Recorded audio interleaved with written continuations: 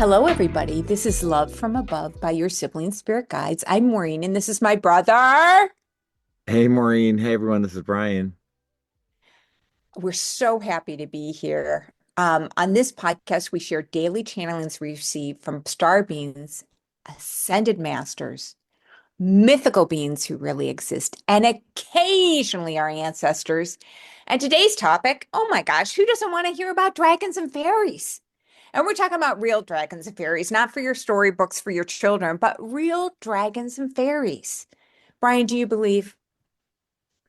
Well, it's funny because if you told me a couple of years ago, I'd like, I don't believe, but yeah, totally. From everything we've read and from all these channelings, yeah, there's as we've uncovered, it's like everything that's sort of a myth or a fable that you've heard about in a book that it's all, mostly it's all true. So, um, and yeah, so. The I don't know if you the other one that I never thought was true is this for a separate topic is unicorns. So that's for another day, but all this stuff is true. Oh yeah, what's that movie you talk about, Brian, where, it's a Mel Gibson movie where everyone thinks he's a crazy man, but all his conspiracy theories are true. What is It's that called a movie? conspiracy theory. And he believes that, oh yeah, all these he has all these he believes in every conspiracy theory. And then I think it's Julia Robert and Mel Gibson. And then, it comes out that a lot of it is true or something, and that CIA is trying to kill him or something. So it was pretty interesting. And we have that in our real life. You think about all those rumors about, the Area 50, was it Area 51, and there were aliens, and yeah, it was all true. So now the US government has said, yeah, it's all true. So yeah. Do you want to kick us off with our first one, which was dragon-like beings? Yes. So this is from May 16th of this year. So we are with you now. We care for all humanity. Legends of our existence have graced your books and stories of old. We liken ourselves to the dragons of the sky. However, our manner is different. Oh, how we wish humanity could remember the days when we worked together, when we rode the skies as one. We wish to return to this glorious era. Our nomenclature is unusual. We shall forego the formalities of a formal introduction. We know that we peruse the tendrils that you weave out into the glorious heavens. These tendrils got our attention, bring us into your present locale. So let's stop it there. That's sort of interesting. So you're sending out some good juju, I guess, and they from that they pick up on it and can link into you or something, right? Is No, they actually talk about these tendrils a lot in the channelings. And what they compared it to one time was like a cat's whiskers. So we don't realize this, but you can feel it. So, if you meet somebody and you're like instantly attracted to them, it's because somehow, like you are sending out these tendrils that you can't see, but you can, when you walk into a room, like if it's super tense, if somebody got really good news or really bad news, like you can feel it. And it's because of these tendrils. And so apparently, when I'm channeling, I'm sending my tendrils out, but of course, totally unaware of it. And then they're able to receive them. But I think as we advance to this golden age and you talk about this, Brian, the veil is thinning, we'll be able to hopefully see these tendrils that we're connecting. I don't even know. Does that make sense? yeah, yeah, I think that makes sense. So I'll continue. They say, oh, how we adore the tiny human beings who huff and puff more than any dragon we ever knew. I know. The power of your word resonates through the universe after being spoken, which we know. We shall tell you of our illustrious past. We were births from the great solar sun. Our existence on Earth has been one of the longest continual residence on this planet. Okay, So imagine that. We do so love and adore the present locale as is as it has been our home for as long as we can remember. So you know what I think about this, Brian? Legends of Loch Ness and stuff like that, like these huge dragon-like beings that have, there's ancient myths about them, but these are the longest residents of the planet. Yeah.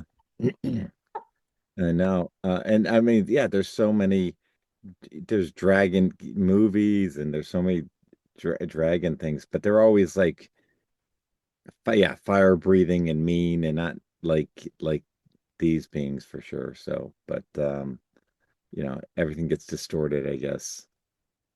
Yeah, so they go on to say our abodes are sacred and well hidden from human eyes. We dwell within the earth. The caverns we nest and grow in are renowned for their beauty. We do so love to admire precious things. Our gems and such are stored within our dwellings. We liken our prizes to the cachet of a hidden bank vault. We store what has been cast aside throughout the ages.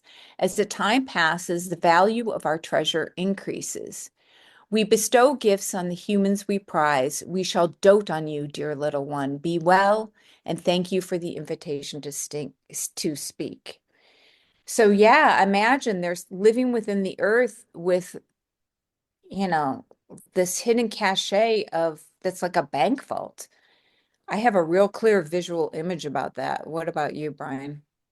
Yeah, what like crystals and things like that. I don't know. It seems interesting because yeah, as we're I'm reading, this um Diane Cannon book, and it talks about how in the past, the Atlantis used crystals for everything that they to power their home, just light for transportation. So that I think we I don't know if we've mentioned in the past the power of crystals, but or is it other gemstones and stuff?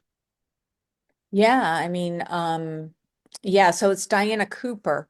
Oh, Cooper, sorry, yeah. Yeah. And we're both reading, she has a book about what is it called? Something about the golden future. But yeah, crystals were a major part of Atlantis. And so I can just clearly picture, and I wonder what the treasures are that they have from the past that we have cast aside, that they're storing. So I Interesting. don't Yeah, know. yeah, it is Diana Cooper, The Golden Future. Sorry, it's combining Diana Cooper and Dolores Cannon to um so I'll go on the topic two. So invoking a dragon. June 12th, 2024, the Divine Brotherhood of Holy Light. We come forth as we shower you with our loving radiation. We come forth now with the dragon that you have called to your side at all times. To invoke a dragon is a wise action. Anyone can invoke the dragons. They are not to be feared. They are fearsome creatures, but work well with humanity as guardians and protectors. You can utilize a dragon for flight to ethereal realms.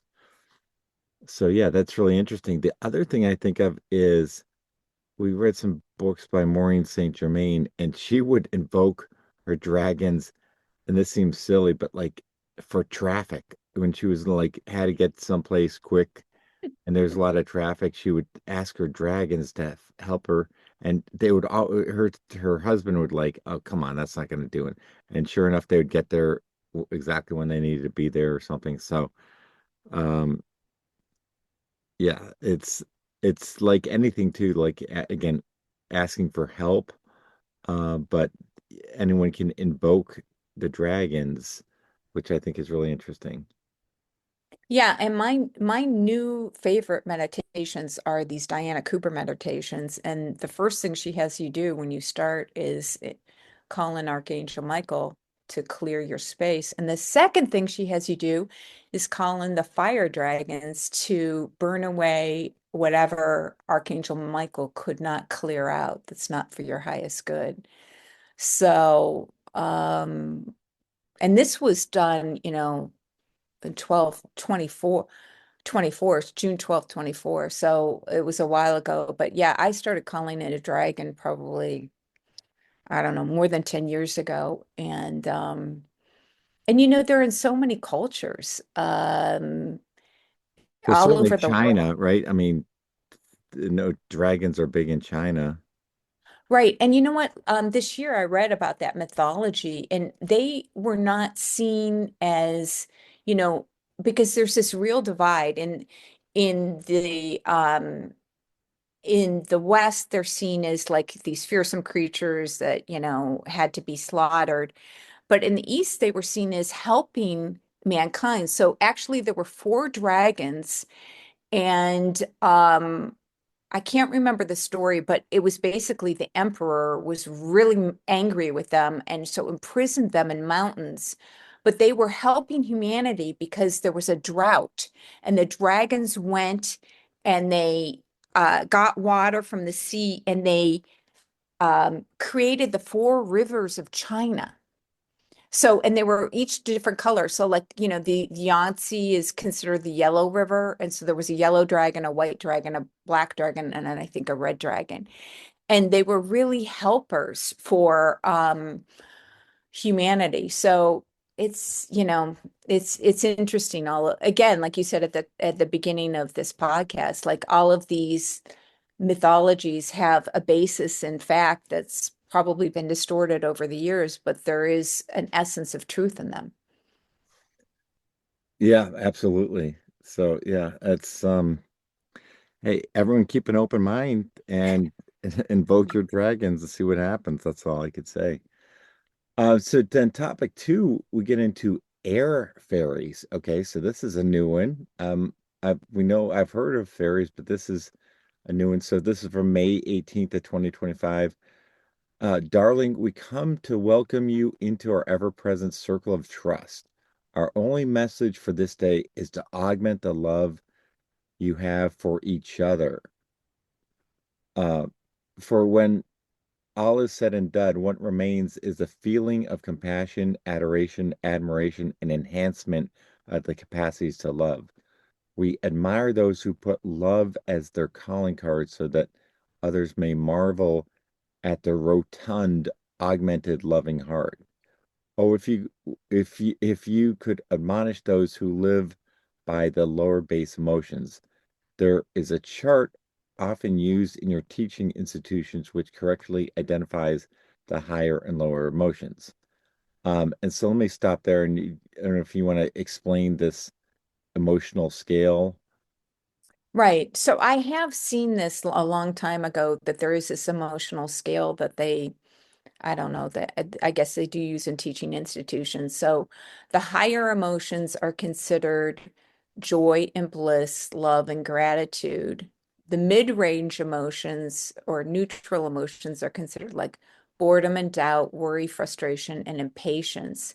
And lower emotions are despair, guilt, shame, hatred, jealousy, anger, etc. So I think we know that, but there is actually like a chart. When I saw it, it was like a chart, and it went from, bliss down to, hatred. And it just is, it was a nice thing to look at. So have you ever seen this chart before, Brian? I, I don't think I have actually. I can look it up though. Yeah. So, it's just, I would say the big thing for me, and I learned this from my friend Dawn years ago. Like, there would be times where I'd be like, oh, geez, like out of guilt, like, oh, I should,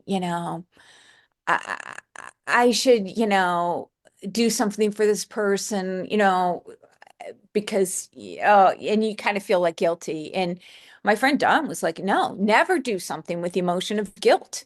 No, never. If you're feeling like you're doing it not out of love, but like, oh, obligation or whatever, you want to do it out of love. And if it's from a lower emotion, don't even do it. So, which I had never even considered, but, to look at the emotions of why you're, taking certain actions throughout the day. Have you ever thought about that? No, that is yeah, it's definitely something to keep in mind. So, I mean, um, I try and avoid those lower emotions, but you're right. There's sometimes where you feel guilted into a certain action, and we should really double, really think about those actions and if it really makes sense to do that. Yeah, she was such a wise friend. I mean, like literally, we were both in the same situation, and she's like, "No, I'm absolutely not doing that." I was shocked, and but it made sense. Like doing it out of guilt, like and you're actually not benefiting the other person either, because what you're giving them comes from a lower emotion, and what you want to give somebody comes is from the highest emotion of love, gratitude. So, I'm grateful for that. But then because they talked about this, because they go on to say, I was dwindling in base emotions for concern over your true resonant being today. Never fear, we are attending to all matters of your heart and physical form. Oh, thank you. We love that you recognize our indwelt presence, for we are always near. And then, Brian, we've heard from these air fairies before, I think once before, but they said we're likened to air fairies, though this is not our natural form. We take to the winds to augment ourselves, which I don't really understand. But anyway, we resonate with those that can see beyond the illusions of the material realm. Many are gladdened by the joyful prospects of reunification on this pleasant planet, ourselves included. We liken our beings to a wisp of air, a dust ball, a snowflake, a shimmering drop of water. However, we may cascade forth in any position that suits our internal temperances. We shall reside close to your ever present, ever beating heart. Relax and know that our joyous countenances are always by your side. Brian, isn't that a blessing? Wow. Yeah, so but it's interesting because I thought it's that they're outside, but is it because especially with the air and the wind and that they're always outside, but they're always near you, I guess. I don't know. The uh Yeah, well, they said they could also be like a dust, when the dust. So oh yeah, yeah, yeah. yeah. So they're always near me. Um, so it is, it's, what a blessing. And yeah, we've heard from these air fairies before. I know at least one time before, but um, yeah. So I know there's many, many different types of fairies. Um, and I guess these air fairies are one types of them. Yeah, yeah. All right. Very cool. So I'll go into your closing thoughts, although this is for your birthday, which is coming up again in a few days. But Yeah, but this was from my last last birthday. birthday, yes, yeah. But so May 29th of last year, we bring forth great joy as another year of your physical frame has passed. It's not, that's how that's a never, That's yeah, happy birthday from the happy fairies. birthday. Yes. Another year of your physical frame has passed. That's I have to remember that and put that in a greeting card. Okay, thank you. We ask for love to be the singular goal of this year, an expansion of love and light. We shall assist as we are always within the easy access of the realms of your aura. We do so and love you both and wish you a joyous journey on your path to further unify with the love of the one creator. Well, that's a great birthday wish. I love it. Yeah. And you could actually put that in a card too. We wish you a joyous journey to reunify with the love of the one creator. Yeah, beautiful birthday wish. So it'll be interesting. My birthday is coming up this weekend. Oh, do I hear from the fairies again? May it be so. Yes, there we go. Yeah. So thank you everybody for listening, and we'll talk to you next week. Bye, everyone.